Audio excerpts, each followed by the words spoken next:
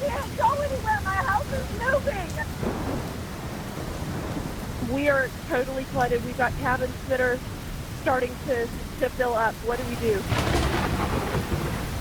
We have people in water, I guess, floating that are screaming for help, and we can't get to them.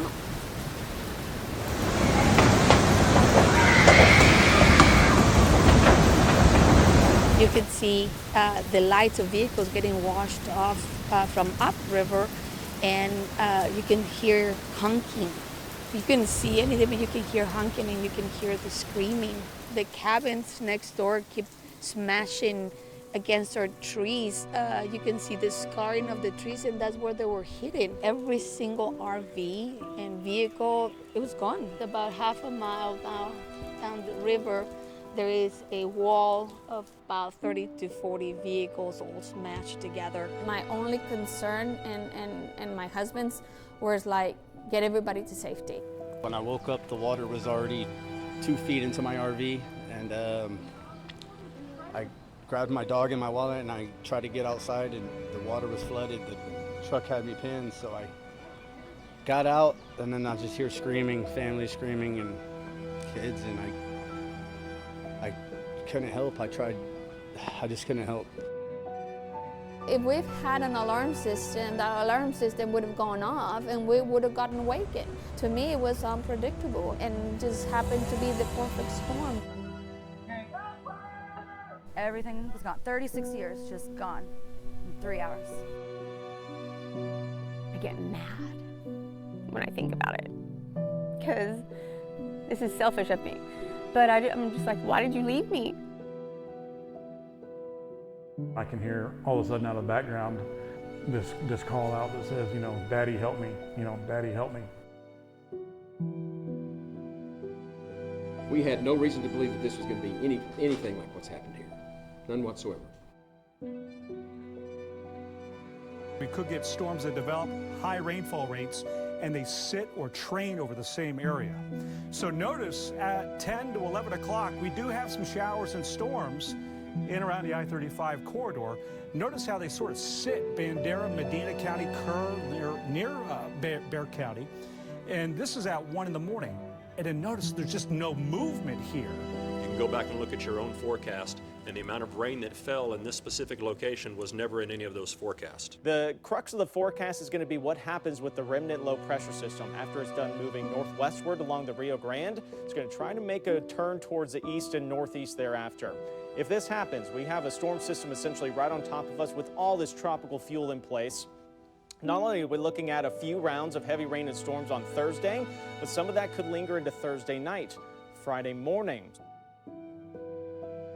With the rainfall percentages, even the National Weather Service had looked at, and don't quote me on the numbers, but it was anywhere between 1 to 7 inches. We got significantly over that. We know we get rains. We know the river rises. But nobody saw this coming. We were well prepared. The Weather Prediction Center with their outlooks and the risk of flash flooding, the excessive rainfall forecast they issue, it was all there. So it's done on a national level from NOAA. And then the Weather Service, which works in close collaboration with them, put that flood watch out early. They were on it. And then the warnings were coming out through the night ahead of the flood. July 2nd is when it started to look a little more scary, that there could be a lot of moisture for a long period of time that could lead to some significant rainfall. The warnings, the alerts, the emergencies were issued by the book. Could not have done a better job myself if I were at the National Weather Service. They were on top of it from start to finish. I have some friends with us who have a kid at Camp Mystic. Okay. And we have no idea what's going on. Have you heard anything of what's going on at Camp Mystic? We have not heard anything. We have rescue services going out there, but we don't have any confirmed information right now. This is a look at rescue crews that are in Kerr County. They are continuing to search for more than 24 girls that are still missing from Camp Mystic. This is from Camp Mystic. This is being sent to parents right now. If your daughter is not accounted for, you have been notified. If you have not been personally contacted, then your daughter is accounted for. Essentially, no news is good news, at least when it comes to Camp Mystic. There were 130 plus little girls who were only in elementary school who saved themselves that day. For nearly 100 years, Camp Mystic was a summer refuge. Young girls from across the country made the trip to Kirk County. The Christian summer camp sits on the banks of the Guadalupe, what was once a dream summer destination in the early morning hours of July 4th became a nightmare. Hi, we're at Camp Mystic, Guadalupe in Hunt, Texas. 78024 Is it for the flooding? Yes. Okay, It is rising up and a lot of the cabins are flooded. As the Guadalupe swelled between 3 and 4 a.m., the calls to 911 dispatchers came pouring in. We're missing 20 to 40 people here since the floods. We're out of power, hardly have any cell service. Nothing stands a chance when water is moving. Nothing. Trees, 100 years old. Buildings, 100 years old.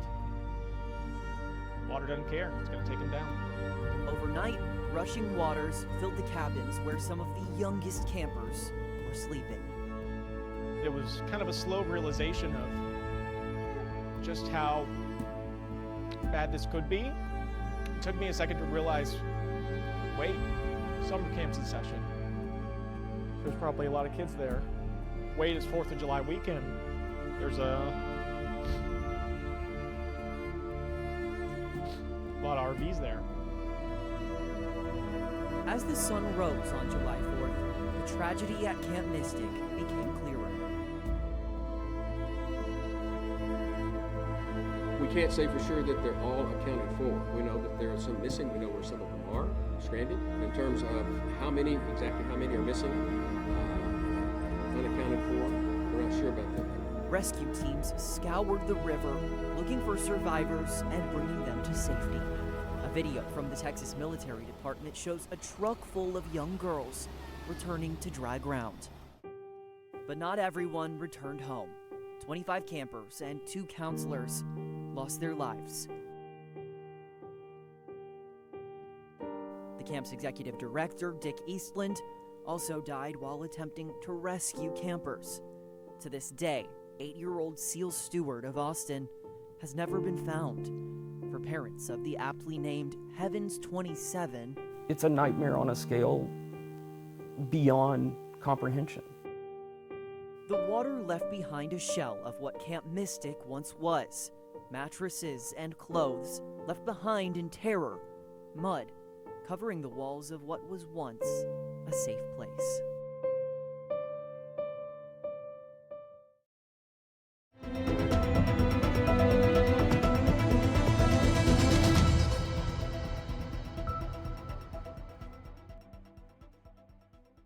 Fourth of July weekend is supposed to be about families, fireworks, and celebrations, especially along the banks of the Guadalupe River. Communities coming together to celebrate this great country at the height of summer. But in July of 2025, what would arrive instead would change everything. Relentless rain triggering one of the deadliest flooding disasters in our state's history. This right here is what's left of a massive RV park. Not much. We know more than 130 people were killed, 3 remain missing and presumed dead. For many in the path of the floodwaters, the dangers didn't come with a clear warning. These giant scarred cypress trees tell of the chaos of that night. But this story didn't start in July. It started long before the water jumped the banks of the Guadalupe River and the communications breakdown on the weekend of July 4th, 2025. Missed opportunities to prepare may have made a deadly difference. This is a story about the power of water, but also the power of preparation and communicating critical information and exactly what happens if it fails the people who need it the most. Because when the water rises again, and we know it will Texas be ready? We're in the attic and the water's rising very fast. Okay, we have everybody headed that direction, okay? Unfortunately, there's not much more I can tell you to do in this situation. We're gonna. She can't hold her breath. If you come and the water. People always want to talk about how fast is the wind going to be, how low is the pressure going to be. Those things are not the killers, the main killers in tropical systems. The number one killer of any tropical system is inland freshwater flooding. Building the infrastructure needed to save lives when the water rises has been a statewide project for years. But technologies like flood warning sirens still hadn't made it to places like Kerr County by summer 2025. In 2019, in response to the devastation left behind by Hurricane Harvey, the state legislature tasked the Texas Water Development Board with deploying the Flood Infrastructure Fund after a constitutional amendment passed by voters. In the years since, the TWDB has committed nearly $700 million to 140 projects across the state. It's a mix of grants and loans for flood control, mitigation, and drainage projects, but notably missing from the project list, Kerr County. That's because the county turned down a $50,000 grant and $950,000 loan from the state for a flood warning system, saying the cost would require voter approval on a short deadline. For context, Kerr County approved a $35 million budget in 2024. We decided that this and other grant processes were unlikely to provide the timely support for what we considered an urgently needed system. A Texas Tribune and ProPublica investigation found 90 other local governments also turned down funds. William Rector, the president of the Upper Guadalupe River Authority, told lawmakers a separate grant application for a flood warning system in Kerr County was denied by the Texas Department of Emergency Management in 2017 and 2018. The department confirmed Kerr County did apply for the grant, but did not meet the necessary requirements either year. And as recently as last spring in the state legislature, House Bill 13 was debated on the House floor. It would have created the Texas Interoperability Council, charged with improving communication between emergency responders and building a plan that includes the use of outdoor sirens. I thought it was pretty common sense, seemed pretty basic. I still don't understand what the objection was to it during the regular session. The bipartisan bill, co-sponsored by Democratic State Representative Joe Moody, died in a Senate committee. I still have not heard a satisfactory answer as to why that didn't pass during the regular session. In the days following the flood, Republican State Representative Wes Verdell, whose district includes Kerrville, was pressed on his no vote on House Bill 13. You were quoted in the Texas Tribune the week that you were here, saying you may have reconsidered your vote on that bill at the time. Is that still true? I'll give you the scenario on that. I was actually right over here driving down the road. They called and asked if I would do an interview with them. I said, yeah, no problem. While he said he may reconsider his vote at the time, he's since taken that answer back. So I called my team and I said, hey, look this bill up, review it, and tell me why we voted against it. And they called me back and they said, hey, you voted against it because it didn't have transparency. It was creating a council to oversee the grants for this, all this kind of stuff. And it is specifically had in there no transparency for the council, which is a really bad idea. Just 17 other House members joined Verdell in voting no. In 2024, the Texas Water Development Board shared a new state flood plan with an alarming estimate. It found the state needs $54 billion in funding to address its flood infrastructure and has less than $11 billion to cover it. There are still limited answers about if the other $43 billion will ever materialize. Communities shouldn't have to be choosing between life-saving systems and other things that they have to be paying for out of their local tax dollars. She is a master decorator in village scenes. That's her thing. She loved doing it. And this is just like a quarter of what she would typically put out. When you think of Grammy, you think of holiday, you think of like beauty and making things. You know, try to keep some of her tradition going, you know. It's, hard to not see her Christmas tree here that she normally put together. I think the holidays with her were probably the best memories that I have. I'm Bob Basin. My wife is Linda, and my stepdaughter is Dina. I'm Jody Coker. Linda was my mother, and Dina was my only sister. I lost my mother, Dina was my mom, and Linda was my grandmother. They were very close. I mean, they were literally best friends. I say very best friends. Camping together always. Weekends on the water, on the lake, camping, being outside in nature, it was something that we did all the time together. It's so ironic that that's what took their lives, because that's the thing they love to do. They love to go camping, they love to go fishing, the outdoors. And we've been there at the campground before, camping. I've been there before. And it hasn't been their big weekend. I was going to go to Phoenix and they're going camping. I had taken my kids out back to school shopping, and I got a phone call from a friend of my mom's, and they were saying, hey, I've been trying to get a hold of your mom this morning and she's not answering. Have you talked to them? And I said, no, but I'll call them. And I realized that I had had a voicemail come through my phone, but without a missed call. I knew immediately when I opened that voicemail that things were not okay. At 5:08, she had somehow gotten a call through to me that just said, Heather, we're being washed away. Our cars, our RV, everything's being washed away. We're not gonna make it. I love you. You can hear my mom in the background yelling, tell Bob I love him. And then you hear them screaming for help. And then the phone dies. You can hear it go underwater in it. And we drove straight there, and then I didn't come home for a week. We weren't leaving there until we knew they had been found. We wanted to at least bring their souls home. We were walking along the river, like we would start every morning from their campground, and we would push as far south as they would let us go. We watched them literally digging stuff up out of the river. About a quarter of a mile down from where their campsite had been, there was, 3 or 4 cars maybe, and then my mom's completely just like wrapped.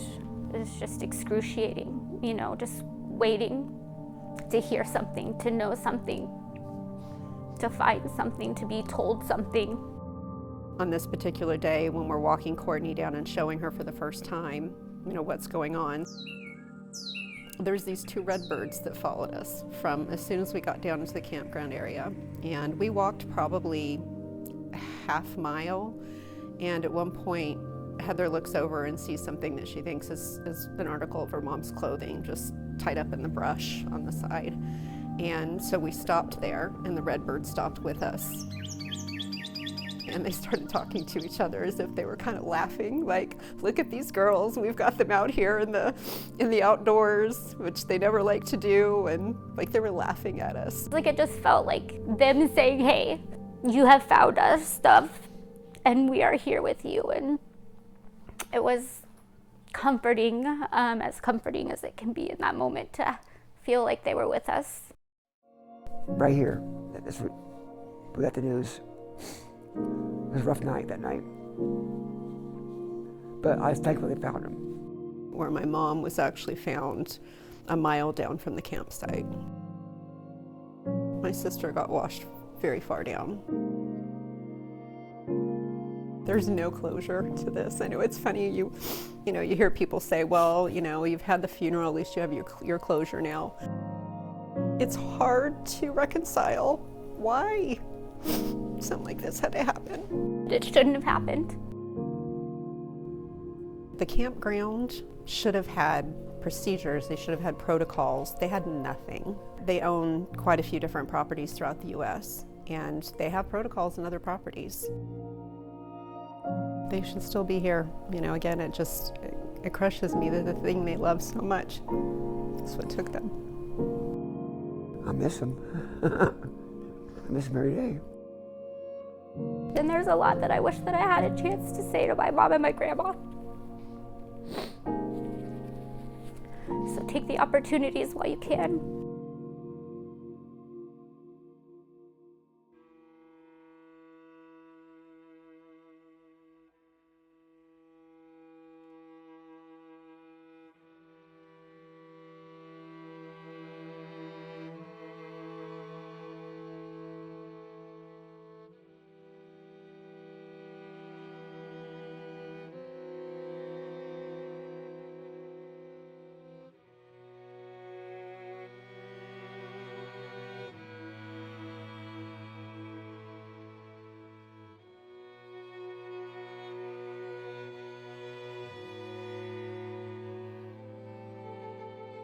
It's devastating. It's all gone.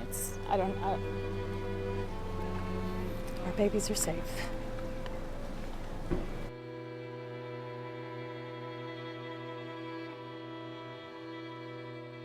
It's unbelievable in every definition of the word. That devastation, I haven't seen with my own two eyes what happened in Kerrville. All I have were, our news reports from all over the world, cameras, videos going on down there. I feel like it was that bad or worse in parts of Sandy Creek.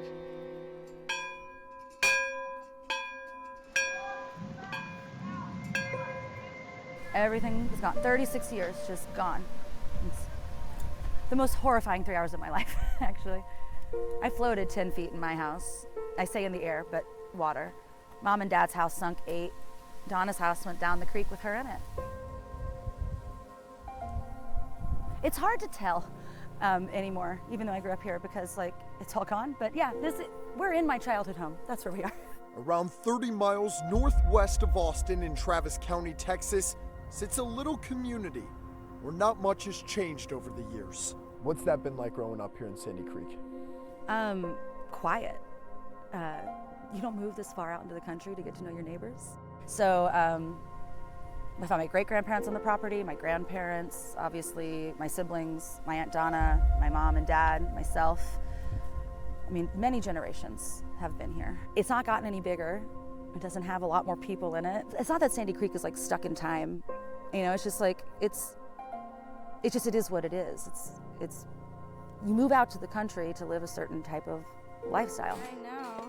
As tight-knit as it was at home for Ashley Willis, the neighborhood? Not at all.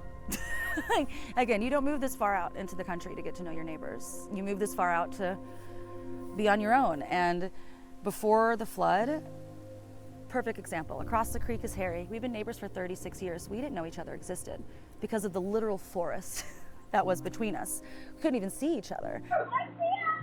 On the morning of July 5th, that all changed. The most horrifying 3 hours of my life, actually.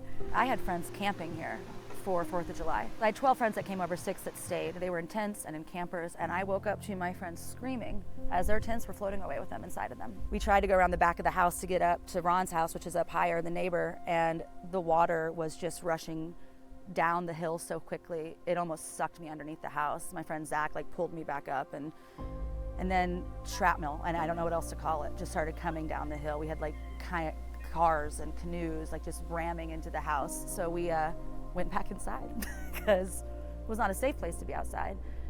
And we all sat on the pool table and just prayed the water didn't get taller than the ceiling. And I called Mom, and we just said goodbye. It was just I'm sorry, I didn't know I could still cry about this. I just thought for sure I'd be out of tears, but what happened next nearly cost Willis her life. And I'll never forget the gurgle sound that your house makes when the water's receding. And I didn't tell my friends this at the time because I didn't want to freak them out, but I knew that everyone's like, hey, the water's going down. I'm like, you don't know what's coming next. It's everything coming down the hill. And I'm just praying that whatever runs into the house doesn't knock us off into the water before the water gets low enough that the house can sit. Another wave of water and debris was on its way, but a neighbor's shed shielded Ashley's home, likely saving their lives. And thankfully, Ron's shop, he has a metal building. It caught 8 cars. And we would have been gone for sure had that not been there. When the sun came up, Willis and her family opened the door to their life, buried under the rubble and washed away. The pool, the brewery, the bar. Mom and Dad's house is effed. This one is no better. Everything's gone. Everything's gone. And then I hear my mom scream, and she's like, oh my God. And I'm like, what? She's like, Donna's house is gone. And I just look across the creek, and I can't even comprehend what I'm looking at. It's just flat earth. They found her 2 miles down the creek. She jumped out of her house because it was disintegrating around her. And somehow, through all of that shrapnel, cars and trees and houses, she managed to get caught up in a fence. And God, she's so small. I don't even know. It makes no sense to me. I mean, I've seen what it did to cars and houses, and like just her tiny little body, made it. The rest of it's just stuff. Sounds like a miracle. Oh, there's not another word for it. 10 people died in the Sandy Creek floods. By the time the alert went off on my phone that said flash flood emergency, my response was, oh, thanks, because 20 minutes later my house was flooding. The road was already gone. We reached out to Travis County Judge Andy Brown's office 7 times for an interview to ask him about the warning signs during the floods that some people like Willis and her family say they didn't receive until it was too late. There was already 4 feet of water in the front yard. My friends were already floating. And then I got the alert. I'm like, cool, thanks, appreciate that. We even showed up to his office to ask for an interview, but he was unavailable.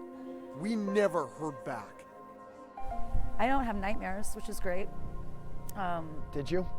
No, I love my therapist, Brenda. Very well therapized. I didn't sleep for like the first 7 weeks. It's hard to dream or have nightmares when you're not really sleeping, Willis and her family lost 3 houses, their swimming pool, the barn, her spice business, and countless memories.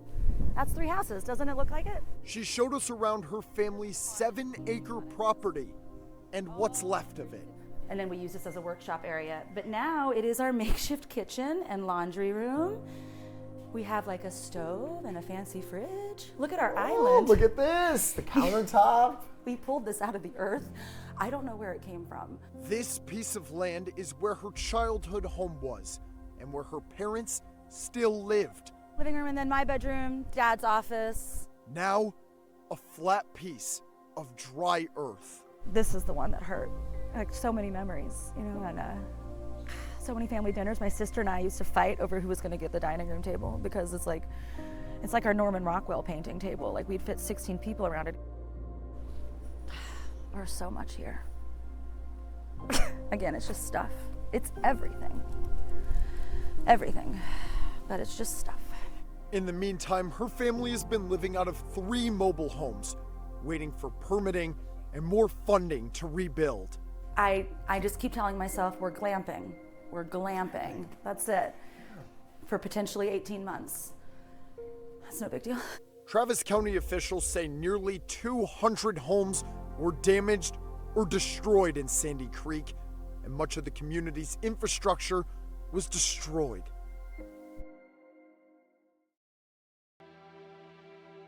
The definition of flash flood alley, which generally is a corridor that runs from North Texas down to the eastern hill country and then kind of wraps down to the north side of San Antonio up towards Kerrville. It's called flash flood alley because it's at the intersection of so many moisture sources. It's an elevation change from the Gulf Coast, coastal plain, up into the hill country. Anytime you have an increase in elevation, you have the air generally rising up, that can wring out more moisture. We have tropical systems, remnant tropical systems that can come in, or even just a general thunderstorm, maybe up against a stationary front that's hung up in the hill country. And these storms just develop along it and rain themselves out over the same area. So time and time again, it just takes the right ingredients in the right place, or wrong place in this case at the wrong time, for there to be a significant flood. And because of the nature of where we live, the hill country, shallow soil, rivers that rage, flooding when it happens is oftentimes catastrophic. Summer 2025 wasn't the first time the flooding was catastrophic in central Texas. July 17, 1987. Floods caused the Guadalupe River to surge, sweeping away buses trying to evacuate from a Christian camp near Comfort, killing 10 campers. Then on May 23rd and 24th, 2015, the Blanco River rose 45 feet in 1 hour on Memorial Day weekend in Wimberley, killing 13 people and destroying nearly 400 homes. A double whammy in October 2018 from the Llano River. People were swept away from an RV park near Junction on October 8th, killing 4. Then 8 days later, a wall of water from Kingsland, killing 2 and causing widespread damage. That takes us to 4th of July weekend 2025 in Kerr County and parts of Travis, Williamson, and Burnett counties. The holiday weekend saw one of the deadliest natural disasters in Texas history. A history where lessons could have been learned to save lives. Instead, little was done to protect against the next storm. Wimberley, another overnight flood where some kids and parents were swept out of their homes. It was Memorial Day weekend 2015. Saturday was just a great day in the river and sunshine and blue skies and, you know, kids running up and down, you know, the banks and floating and doing everything you want to do at a river to enjoy it. We were invited up by some friends of ours that have the house on the river. Jonathan McComb and his wife Laura and kids Andrew and Leighton joined Michelle and Randy Charbra and their son Will, and Michelle's parents Ralph and Sue Carey at a vacation home on the Blanco River in Wimberley. It rained a little that afternoon, but Jonathan says there was no sirens and no inkling of trouble until late that night. Kids go to bed and Randy and I stayed up a little bit and you could kind of hear this roar, this noise that we never have heard before. And then next thing we know, the water started coming out of the banks. And so we went inside, got everybody up and said, hey, we kind of need to get going or do something else. And at that point, the water was all the way around the house and it was just so quick you couldn't do anything. And the power goes out and we're inside the house and just hoping, and we were all sitting in the living room that, you know, it was just gonna kind of go up and go down, and then all of a sudden we knew we were in trouble. A big cypress tree swept away by the flood hit the house and knocked it off its foundation, sending it into the Blanco River. 911, do you need police, fire, EMS? We need emergency rescue. The river is flooded around the house. We're at the bottom of What's the address? Road. It hit the Ranch Road 12 bridge, taking the roof off the house. Sue Carey was the first one to go missing. Tried to hold on to her and got separated and then made it back to the pile of debris and still people sitting in chairs on the first floor going on the river. And then we hit a tree after that, which split first floor in half. And then so it was myself, Laura, Andrew and Leighton, and Ralph Carey that was on the debris pile, what I call it. And I never saw Randy, Michelle, or Will after that. After that, hit some waves, and then Ralph Carey, he was not with us. Hit some more whitewater rapids, and I can remember coming to and wiping my eyes, you know, after the water, and kind of doing a head count again, and Andrew, our son, was missing, and so, you know,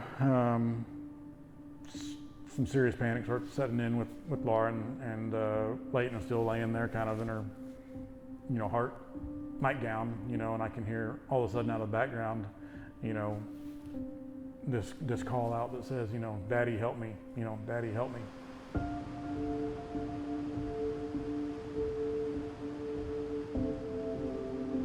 By now, agencies all over Central Texas were responding, and witnesses had spotted the house being carried downstream. It just, you know, sucks me underwater, and so I'm trying to struggle to get above the water, and but I didn't know which way was up or down or where I was going, and I ended up coming up real quick, and I grab a quick breath, and then it just, you know, the current just sucks me back under again, and so at that point I knew what was going on and what was happening to my family, and so I underwater just gave up and just went limp and quit trying at that moment. I mean, when I gave up all hope, and I hit my head real hard on the left side on something, rock I'm assuming, and just kind of had these bright white flashes, and I just told myself, I said, okay, God, if that's my awakening, then help me get out of here so we can tell your story. He estimates he was traveling as fast as 40 miles per hour in the river, but grabbed onto trees and branches and finally made his way to the bank. Wearing just swim trunks and one river shoe, he scrambled up a cliff and knocked on the door of a vacation home. He suffered a broken sternum and ribs and a punctured lung. but he was alive.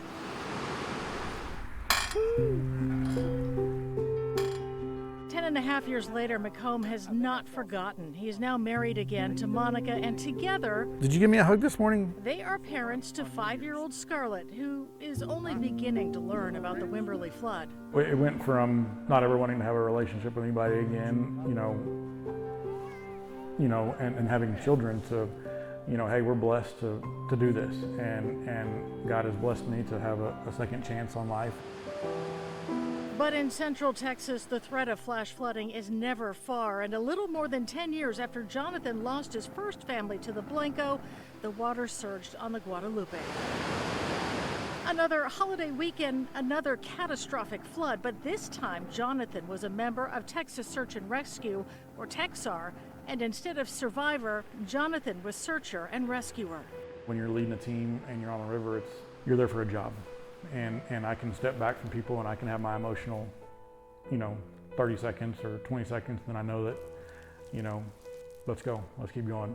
I can recall when I was laying in the hospital, knowing there were so many people out there helping, the gratitude was unreal. In the months and years that follow, Hays County installed cameras and flood gauges along the Blanco River, and the family helped push for sirens, but there was no statewide effort to install emergency alert systems until this year, after the deadly Kerr County flood. What do you think about that? Is this right on time? Finally they did it, too little, too late? It's tough to, look in the rearview mirror, but I'm glad it's getting done, because as we all know, as I know, tragedy is going to strike again at some point, unfortunately. And the more prepared we can be, the better.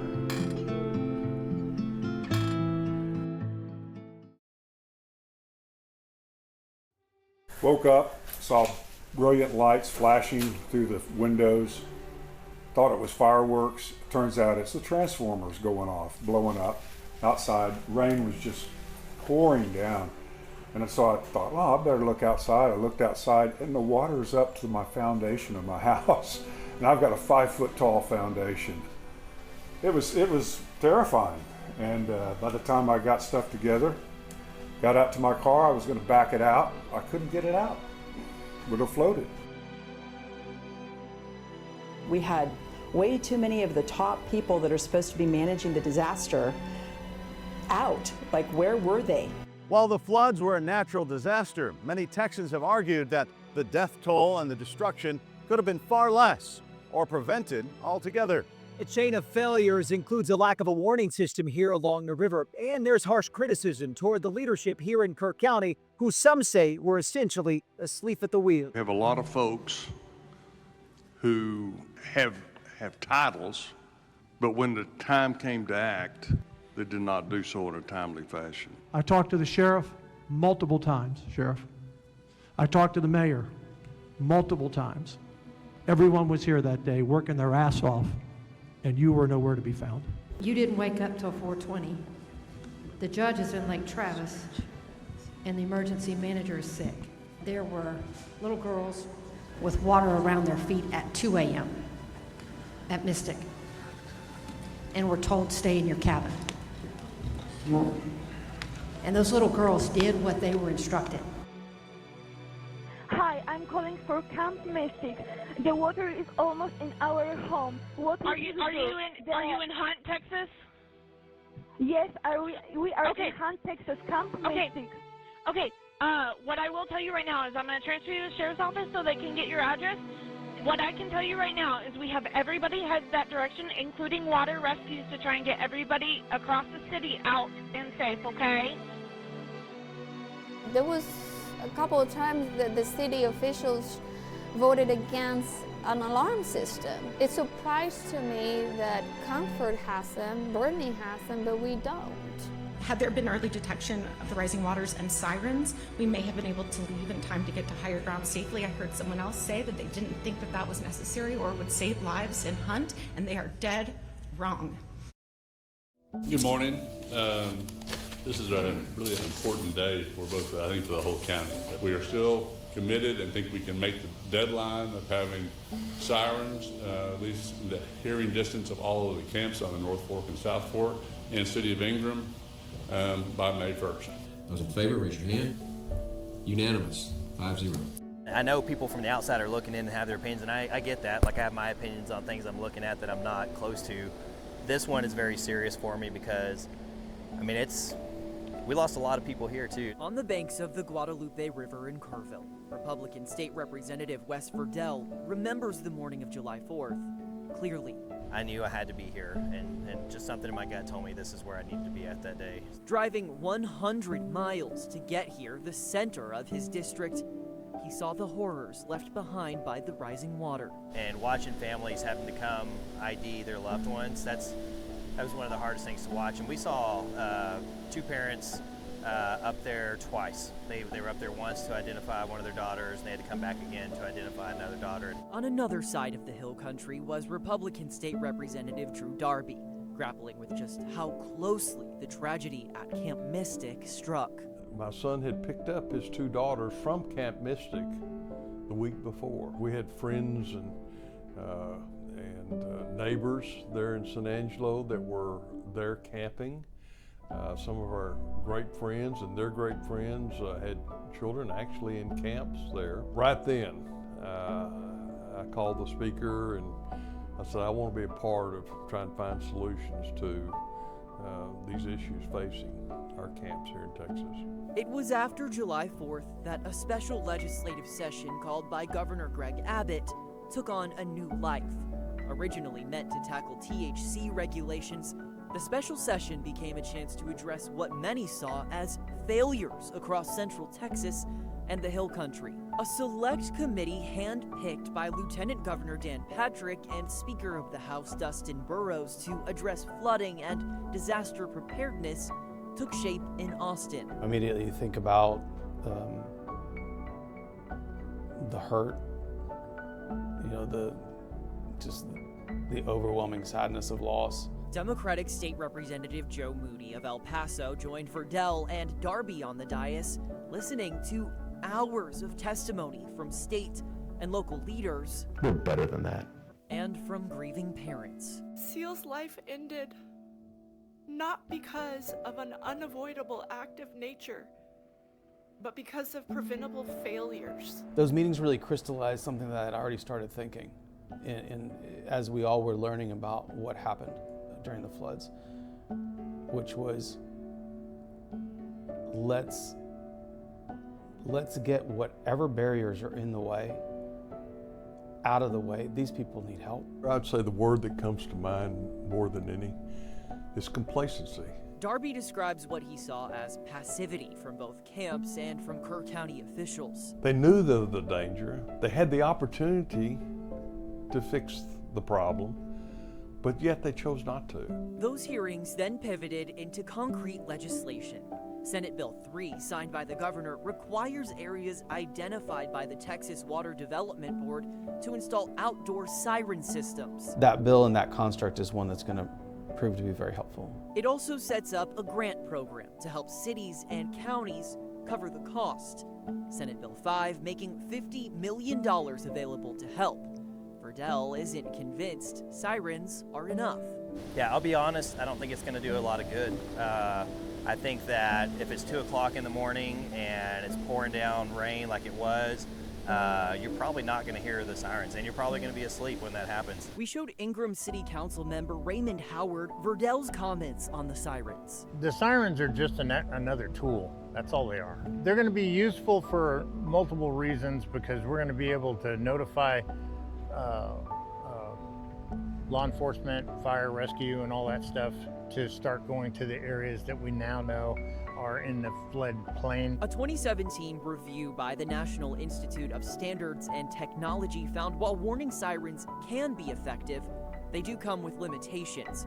For example, people may not hear or understand the warnings. But the biggest rift among legislators comes from new laws confronting camp safety, both from the House and Senate. Senate and House Bill 1 require camps to submit emergency management plans to the state, enhance training for staff members, and ban cabins in floodplains. On the day of the initial passage on the House floor, Darby, the author of House Bill 1, read off the names of 27 girls from Camp Mystic who never made it home. Molly DeWitt, Mary Kate Jacoby. Their parents watched from the gallery.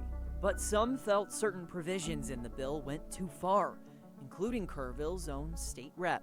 The pig part of that was I think this bill was specifically drafted to target Camp Mystic to shut them down. He criticized language in the bill requiring ladders and fiber optic internet access at camps as unnecessary financial obstacles. Verdell claims Darby knew the bills were flawed, but rushed them anyway. And then Drew Darby, who was the author of the bill, who was carrying the bill basically for the lobby company. And he's been one of the people that have been pointing fingers quite a bit and trying to blame people. I think the representative is off base when he says we were simply listening to one group over all the others, that we were trying to force Camp Mystic out of business. That is just not true. We're trying to protect campers, and if camp owners can't do what it takes to protect them, then maybe they shouldn't be in business. The idea that we're trying to answer to some sort of lobby group to act against other camps, I want to protect other camps. I want to protect the process. We pressed Verdell on his no votes on the camp safety bills. There are people who are going to look at this and say, well, if those bills were in place a year or two ago, they could have saved some lives. So what do you say to them? It's a great question. I would have to say that I think that the rules are bad still to begin with, and we shouldn't implement a bunch of those. I don't like this bill. I mean, I wouldn't have implemented it 2 years ago. I don't think it would have saved lives, and I think it would have just put camps out of business. And what's often forgot about is how beneficial these camps are to a lot of people. For 100 years, people have been going to these camps, and if you go and look through those who have attended Camp Mystic or Camp La Junta and all that, they talk about how much it molded them as a good human being, right? Or to become a better human being and to be influential and help their community out. And then to say, well, now we're going to shut them down. I think that is a huge detriment to our society to shut something down for an unprecedented flood. With less than 2 months to tackle disaster preparedness last summer, lawmakers are now looking ahead to January 2027, when the legislature will reconvene. They're inviting children to come down and lay down at night, and I want to make sure they're protected. What we need to do is spend this next year plus saying, okay, do our investigation, what can we change? But between now and then is another season of Texas families sending their kids to camp. Are kids safer heading to camp next summer? I think so. I think there are things that we absolutely have to still tackle, and that's the long-term plan, like I talked to you about earlier. That's a commitment ongoing. Verdell says he wants to see a world where camps can stay open and kids can stay safe. Today, he represents a county that's been marred by tragedy. People are going to feel the pain of what happened here for a long time. The camp should not reopen until they've adequately addressed the flooding risk in the area.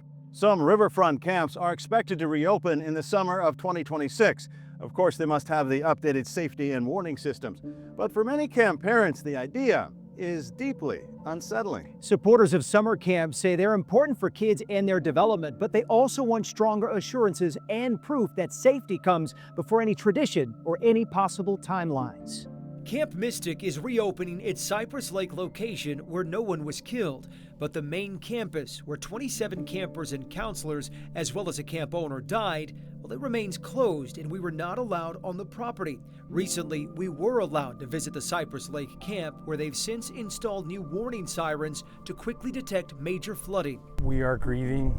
We're devastated about what has happened. We're crushed. And we're just praying for all those involved. Britt Eastland, whose family has owned Camp Mystic for decades, agreed to talk about the new siren system. But as legislation and lawsuits mounted, the family has had their attorney answer all questions about the July 4th tragedy. He says the public has been swept up by a current of misinformation and misplaced anger. The Eastland family maintains camp management and staff followed established procedures and did everything they could to save lives. At the same time, they support laws passed in the wake of the disaster to make camps safer. There were some people that were suggesting that maybe they got a warning and just sat around for 3 hours. Nothing could be further from the truth. Michael Watts made his name suing large organizations for negligence, but the Austin attorney, who has a ranch a few miles from Camp Mystic, is defending the Eastland family for free. It is abundantly clear to me, and should be to everyone around, that Camp Mystic was completely unprepared for the flooding that cost my daughter her life. This wasn't an act of God. This was an act of pure complacency. Some have said that the camp should have known the magnitude of the situation that was impending because there'd been past floods. We had flood levels that were never before seen. I know where the 1932 flood reached. I know where the 1978 flood reached, the 1987 flood reached. It wasn't even close. What happened on July the 4th of 2025 was an unprecedented 1,000-year flood in this area. Watts says the cell phone warnings from the National Weather Service are sent out so often, many locals ignore them. And he says they don't differentiate between a moderate flood risk and a catastrophic downpour. So we got the it's raining warning at 1:14 in the morning. The more severe emergency stuff didn't come until after the event was already over. Grieving parents have questioned why girls and counselors were instructed to shelter in place and weren't evacuated to higher ground faster. They did exactly what they were told to do that morning: stay in their cabins. Our daughters paid the ultimate price for their obedience to a plan that was destined to fail. Watts claims ever since 10 campers were killed in 1987 when their bus was swept away by floodwaters while trying to evacuate, FEMA and other government agencies have advised people to shelter in place. Get their birthday, names, addresses. You can go onto all their websites. They've got a do not walk in this stuff, do not drive in this stuff, shelter in place. And that was the policy at Camp Mystic, and it was the appropriate policy. Did the staff at Camp Mystic get caught off guard? Should they have moved some of those kids to higher ground earlier? So they were up, they were on the phone, they were researching. When water started coming into the cabins, Watts says camp director Dick Eastland, his son Edward, and their night watchman used 3 trucks to evacuate cabins closest to the river. But floodwaters swirled into 2 cabins farther back from the river that housed younger girls who were swept out. Those girls died with Dick Eastland giving his own life trying to save them, and his son Edward risking his own life and ended up in a tree 600 yards down with 3 girls attached to him that he saved their lives. These guys were heroes. They did the dead level best that they could, and they saved hundreds of girls, and they're just crushed. They're just crushed that they didn't save them all. Camp Mystic was also criticized for filing paperwork to have its cabins removed from FEMA's floodplain map 12 years before the disaster. That can reduce a camp's insurance costs. But Watts says all of Camp Mystic's cabins were at a high enough elevation that they never should have been listed as being in the floodplain. And all they did was provide FEMA evidence to correct the mistake. None of those places where the girls were staying was in a floodplain. Full stop. It's just not true. Camp Mystic's owners say the only thing that might have made a difference on July 4th was a siren warning system. Kerr County talked about installing some as far back as 2016, but funding was never approved. Britt Eastland and the directors of other camps along the Guadalupe are now installing these high-tech warning towers that detect heavy flooding and sound an alarm while lighting up the surrounding area. The system was paid for by a group of private donors and will complement any siren system state and local officials install. Do you think a system like this might have saved your dad's life and the lives of the others? I do. My dad was obsessed with monitoring the weather all his years at camp. I believe we owe it to our parents that entrust us with their children to come to camp now that we know what this river can do. You got a blue ribbon and arts and crafts too. Isn't that just so exciting? We can go to all this. For one San Antonio anchor, the Camp Mystic tragedy wasn't just news. Her connection runs far beyond the stories. When did you start coming to Camp Mystic? I started going in 1997.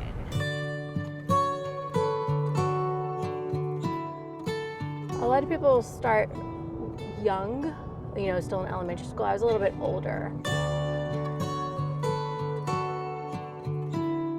Was your mom a Camp Mystic girl? No, I had a friend in middle school that I'd met that went, and I think had a sleepover or something, and she just kind of showed me her pictures, loved it so much, and that's just kind of how I started going. My mom called Dick to see if there was availability, and sure enough there was, and so then I switched terms for my last 2 years. You're always meeting new people, learning new things. Then you also learn really basic good life skills, like how to change a tire. Those are the types of things you would also learn at Camp Mystic. And then there's an ongoing competition. A lot of summer camps divide campers between tribes. And so there are different sporting events where you're playing each other for different points that you collect throughout the month or 2 weeks, however it is that you go, however long you go. And yeah, it's just, you're outside for a solid month. Who is able to do that anymore? I feel like a lot of Camp Mystic is just kind of a quintessential camp environment, whether when it comes to the activities, you do horseback riding, you do swimming and arts and crafts and such. And I feel like the trunk is just kind of a quintessential camp thing that you bring with all of your stuff. So we're going to go get Wynn. I know my son last night was like, how long have you known Aunt Wynn? And I was doing the math, and so it's been at least 25 years now. Are you driving? Hi, Wynn. We met when we were campers. We were in the same cabin together. I don't know what I'm doing. We've just always stayed friends, and it's just one of those lifelong friends. I met her at camp versus school or whatever it is. Hi. Sorry, I shouldn't look at that. Sorry. It's okay. It's just a place where you can be you in the truest way without judgment. Have you gone back? No, the farthest I've gone is just the old Ingram Circle or the loop there. So Wynn lives in Kerrville. Her house was flooded, her daughter was at camp, so a lot's going on. I think right now it's in a movie when there's an explosion or something, and everybody wakes up and they have tinnitus. Your ears are ringing because you're dazed. And I feel like that's the phase that a lot of us are still just now in, because it's been adrenaline. So over here, you could not see any of this, all trees. And here's Lahana, where some of the girls from Mystic were found when they were swept away. Found alive. Yes. So there's Bug House. That is the lowest cabin to the water. And I have to just note that Dick and Tweety Eastland's granddaughter Cece was in that cabin during the flood. See, there's Foundation. That was a house. And the gatekeeper was there, and she was washed away, and she survived. She clung onto a tree for hours. Are you okay? Yeah.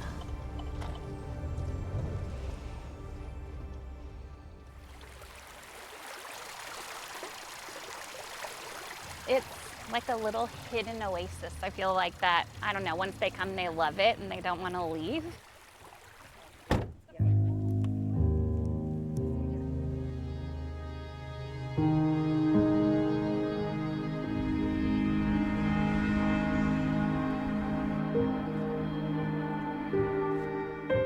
There's always a question of what was the year of the Great Flood. And so we know 1930, and that at that point, it was World War II. And the water got to the back steps of Harrison Hall, which is that big building there. So you can see where the stairs are.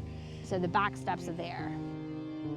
Is it 10 o'clock is lights out, and then? 9:30, and then 10 is taps, typically, I think. So, so throughout the day, girls sign up for different classes, have maybe 5 classes throughout the day, just like you would at school almost. You have a set schedule for Monday, Wednesday, Friday, and then different one Tuesday, Thursday, Saturday. and they would have dinner and then, go back to their cabin to get ready for whatever the night activity would be. At first, it's just, the lights have to be turned off, but they can still be kind of moving about, and maybe there would be like a little quick nighttime devotional, and everyone would be in bed. And Dick was always on top of the weather. Because obviously it's a river. A flooding risk comes with every single river, and so he was always hyper cautious. It is 7 a.m. on this Monday morning. It has been a very long weekend, and we remain committed to our Hill Country region. Oh my God. It was one of those things where, I go into work and we're just anchoring breaking news for hours and hours and hours, and then continue to the next day, and you're in the point of the news cycle where people are still missing, and parents have shared pictures of their daughters, and so we're kind of just going through who people are still searching for at this point, which included Dick. And it was a strange thing because I knew in my heart that he had gone, because he absolutely would die trying to save them. He wouldn't give up. He had so much passion, and he was such a great person. And what happened here is awful, and there are no words to take the pain away. But he did die trying. I know that doesn't make anything better, but I do think it's important to remember. It's hard, I guess my perspective's unique.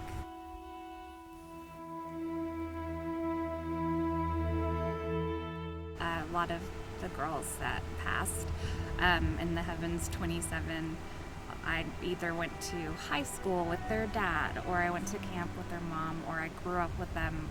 They were like family. I mean, we took vacations with some, or they were our Camp Mystic friends. And when I knew I was pregnant with my daughter Lucy, some of them, they were like, oh my gosh, they're gonna probably be in the same cabin. And it was just exciting having a new generation. And even some of the grandmothers of those girls went to camp when my mom went to camp,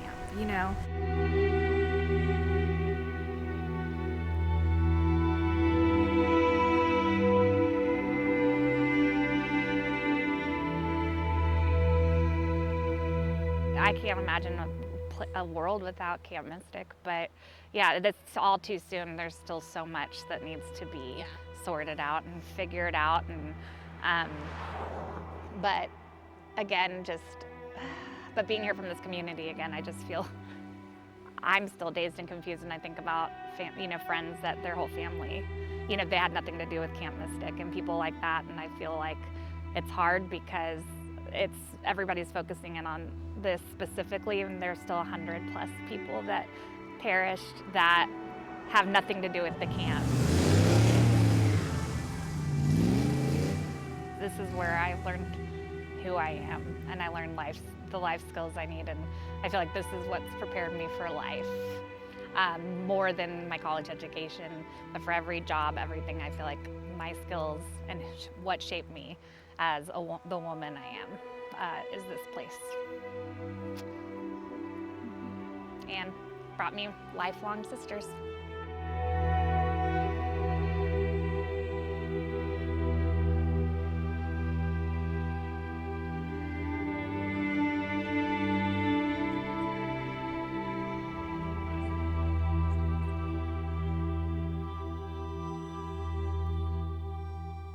Good night, Camp Mystic. We love you.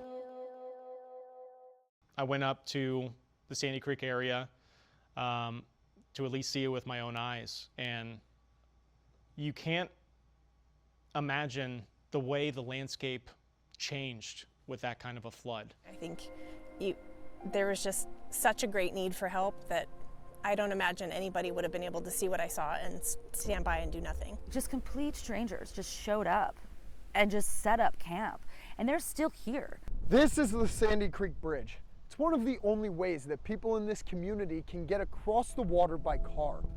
That morning, rushing floodwaters came to the top of this bridge and destroyed it, leaving many people in this community trapped.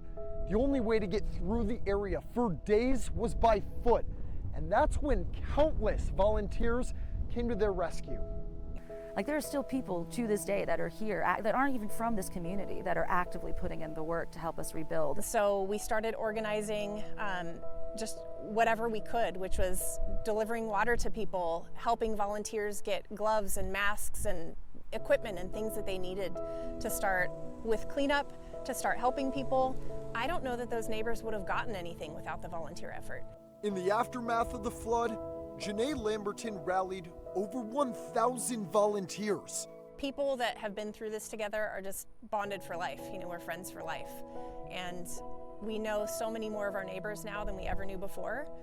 And it's really been a lot of growth for the community. It made Sandy Creek a community, is what it did. We all know each other now. We're all like helping hands, you know. It's become a much more like intimate, close-knit community. And I think what's so beautiful about it is not that we all get to know each other now, but it's brought all these people from so many different walks of life, different political backgrounds, different, you know, like religions, different race. It just doesn't matter. Like, my faith in humanity is at an all-time high, which is a gift I did not know I needed. Before the flood, what did Sandy Creek mean to you? Before the flood, Sandy Creek was home, and it still is. It's just different now. It was a safe place. What does Sandy Creek mean to you after the flood? Sandy Creek after the flood is a community. It is a community now. Never hath it been a community before, but it is. And we're stronger together. There's real power in community. I mean, we're getting stuff done. Still a lot more work to do.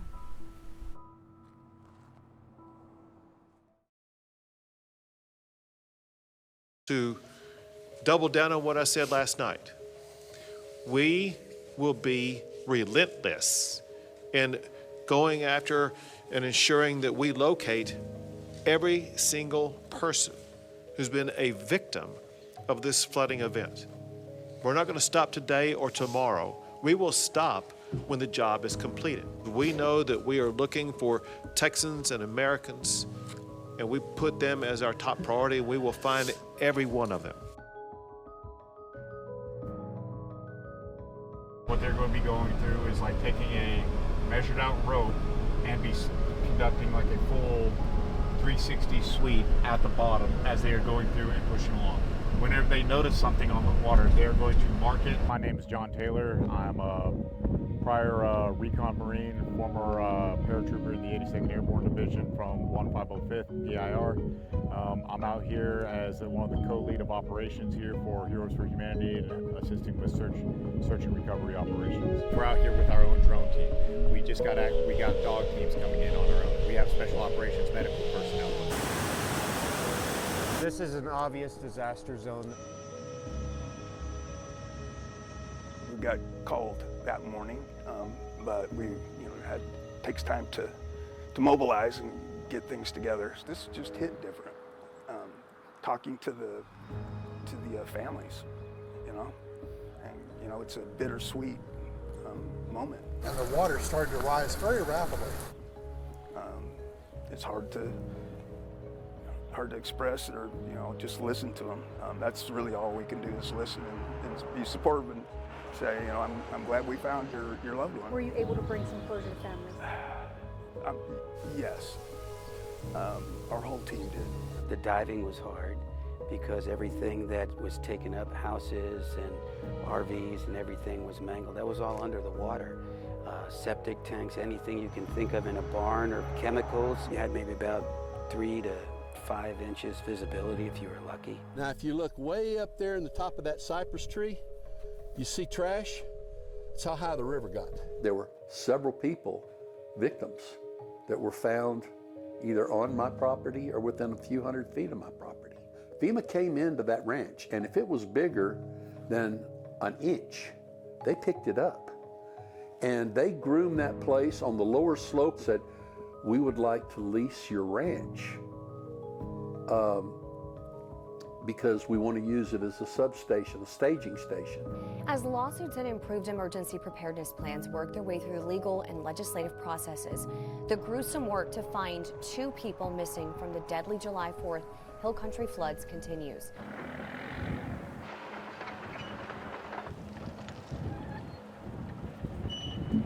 They're still looking. They don't want to quit until either they find them or the families say, you know, thank you for doing what you could do. They are literally taking one bucket at a time and shaking it out, looking for bones or whatever they can find. Seal remains somewhere in the devastation of the Guadalupe River.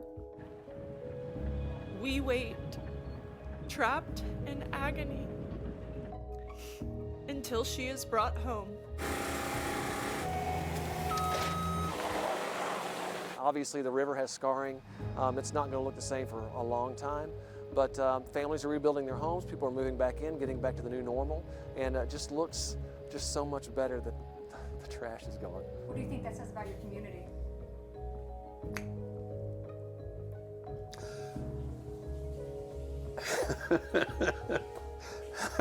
I'm sorry.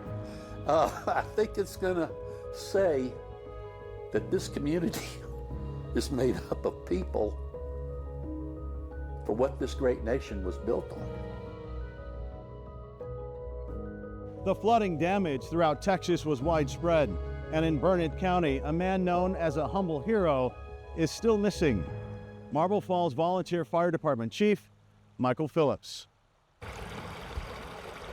On a quiet stretch of Cow Creek, the water moves slowly now, gentle and forgiving. But for one Texas family, this peaceful place will always hold the memory of a storm that took their hero away. I get mad when I think about it, because I kind of just, this is selfish of me, but I'm just like, why did you leave me? And I try not to think like that, because I know he didn't leave me, but I just still can't believe that it's real. A cross under a giant oak tree is now a symbol of the reality of this place and of that night. This is an area that they set up as a memorial for my dad.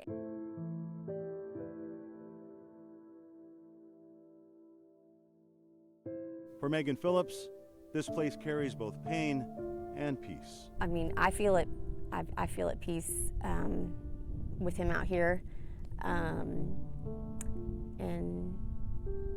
I feel like if he wanted to be found, he would. Her father, Marble Falls Volunteer Fire Chief Michael Phillips, disappeared here while responding to an emergency call during the historic flooding on 4th of July weekend.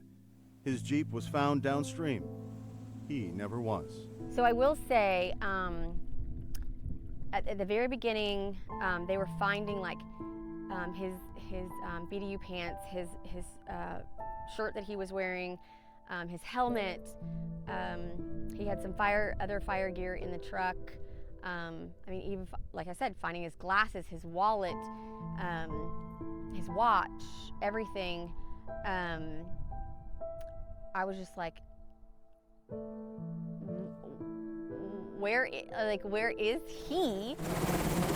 Megan joined the search. I searched over by Cow Creek. They wanted to look around the bridge there and a little bit further down. Giant trees were bent like twigs, roads ripped from the ground and deposited along the banks. Debris piles and trees covered the area where Chief Phillips disappeared.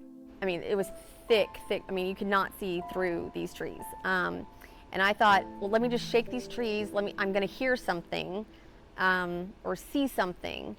And he's here, and yes, he's hurt, but he's coming back. But Megan felt like he had to be close. Because I was just thinking, like, all these things that we found, pants, boots, shirt, glasses, watch, wallet, everything. She will never forget when she saw her dad's Jeep buried on its side, almost completely covered up. I did do a flyover and saw it. And like I said, I mean, I could only see 3 or 4 feet. And I knew what I was looking for. So I saw, it was a white Jeep and had a red line. And so I knew that it was there. Just, I guess, the amount of force and everything, like it was buried that deep, that quickly, really. I mean, Chief Phillips knew this area better than anyone, but what he didn't know was how big that wall of water was that swept him away as his Jeep came over a hill. A sheriff's deputy told Megan Chief Phillips had no idea what hit him. So he's like, yeah, I saw him come over the hill, and then it was just rushed away. No one saw it coming. The rain was slow but steady. The big fireworks show that night was shut down, and there were some reports of flooding, but nothing out of the ordinary yet. It was raining, and so we were going to go see the fireworks, but they were canceled. So we went to Dairy Queen, got some ice cream, went home, and didn't really think much, but we knew, there's lots of rain, and it had been raining for, I think, almost 24 hours at that point. And we had heard on the news, If this happens, we have a storm system essentially right on top of us with all this tropical fuel in place. But didn't think much about it. I mean, in this area, there's water. The rain was slowly getting worse. And it was just kind of there was no like, okay, good night, love you. I just went and got my kids ready for bed and everything. And then I heard his Jeep start. Hearing that Jeep start in the early morning hours was not an unusual sound for Megan. Yes, heard his Jeep start, which I've heard we usually have a fire truck out at our house, so that's nothing normal, that's nothing new to me. And I was like, okay, he's going out of call, figured he would. But looking back, there was one thing that was a little out of the ordinary. We're like, okay, and she said he was sitting at the dining room table just tapping his foot. She's like, what's wrong? And he's like, someone's gonna need something. This is not gonna be good. There's gonna be somebody who needs something. And I guess because he was nervous was odd, because he's never nervous. Megan refused to believe that was the last time she was going to see her dad alive. Then Chief Phillips' co-workers showed up at the house. And they were like, oh, well, I just want to let you know, we can't find him. I was like, well, go and look for him. Like, what are you talking about? And kind of the more they talked, I was like, okay, this is a little bit more than what I think it is. As we talked at the fire station near Chief Phillips' turnout gear that is still on the rack ready to go, Megan says the gravity of the situation really hit home when she talked with her mom. But then we went back in the house, and my mom, she just sat in a chair in the living room, and she was keeping it together because the kids were there. And I was like, it's fine. Like, I promise you, like, he's out there. He's probably in a tree. And she's like, don't promise me things that you can't, promise. And I remember when the kids left, her going in her room and just hearing her cry. Because my mom doesn't cry. She's a very strong woman. But I think she knew. And just hearing her cry like that, it just killed me, because there's nothing I could do for her. But even after days of searching, she started dreaming of her dad and thought surely Super Pops would just walk through the door one day. We call him Super Pops. So he can't get hurt. He's a superhero. And so I thought everything was going to be fine. And it really wasn't until later on in the week that it was just surreal. And even now, when I think about it, I'm like, he's there.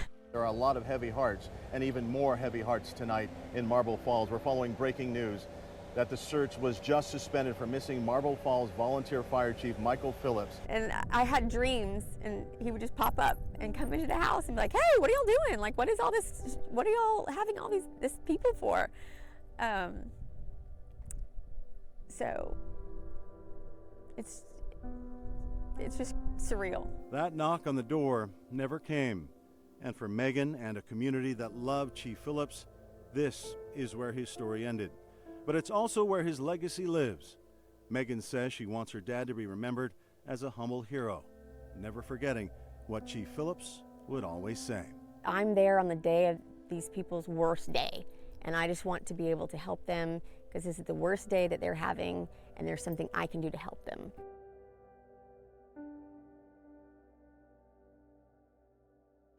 What would you like to say to your dad? I guess a part of me would say, like I said, I'm mad. You know, I feel like he left me. But I'm very proud of him. Like I said, he doesn't want the fanfare. He wants to be able to help whoever he can help and then be in the shadows. But you know, kind of through this whole thing, as far as even his memorial and everything, I was like, I want everything. I want the flag, I want the fanfare, I want everything. I want people to know that this was his life. This was his heart. This is everything. This afternoon, first responders from across Texas drove in on Highway 281 straight into Marble Falls, where they gathered to honor a man they call a humble hero. I mean, there's some volunteers or other people who's like, yeah, this is my job. But for him, this wasn't a job.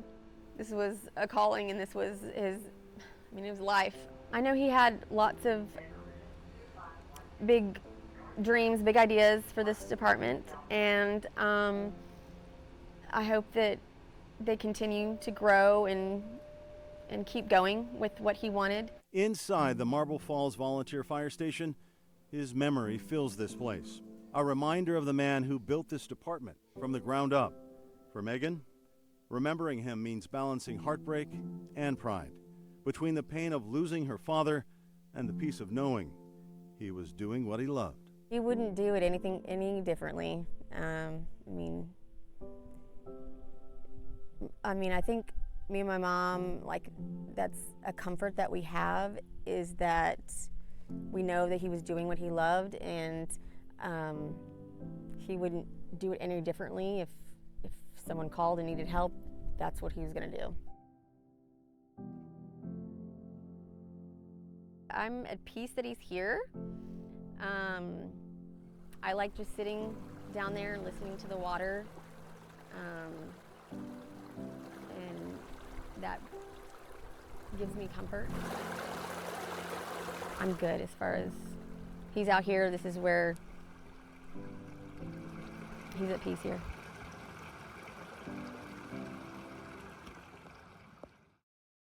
You know, for many Texans, the July 4th weekend will never be the same. A time once marked by gatherings, celebrations, even fireworks, sadly now tied to floodwaters, lots of damage, and unfortunately grief that a lot of families will have to carry forever. Flooding will always be a part of Texas, but how we prepare, how we warn, and how we respond will determine the next level of heartbreak, because there will be a next time.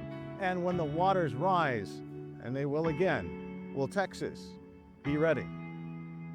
It was the most beautiful place on earth for me. When my husband and I were standing right there watching the destruction, that second we decided that never again we were gonna let anybody sleep over. So, no more. So everything that we do is gonna be just for daytime enjoyment. Every day of a dry forecast is the countdown to the next big flood. You don't know how long that countdown's going to be. I think it It's a great reminder for all of us. I mean, what else do you do in the face of tragedy like this? You do better the next time. Can't go back, can't save those kids, can't redo that forecast. But you can learn for the next one. Make sure no lives are lost, let alone hundreds, dozens.